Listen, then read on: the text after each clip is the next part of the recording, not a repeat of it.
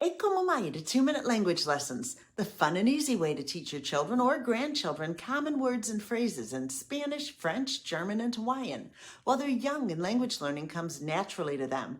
In our last Hawaiian lesson, we learned the Hawaiian word for stop and a fun game to make it automatic for your child to stop if they're approaching a dangerous situation and someone shouts stop in Hawaiian.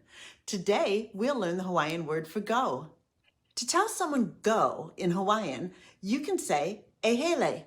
In this command, a is the imperative marker, indicating that the next word is going to tell someone to do something. Hele means go. Say it after me. E hele. Today's assignment is to again play the stop and go game with your child that you learned for the word stop. Have them walk, crawl, hop, or dance until you say e ku for stop. At that point, they should stop and freeze in place. After a brief moment, you can say, e hele, and they should begin their movements again. You can repeat this over and over. They will find it a fun game, but it will also reinforce the words for stop and go in Hawaiian so that they will respond automatically when they hear them.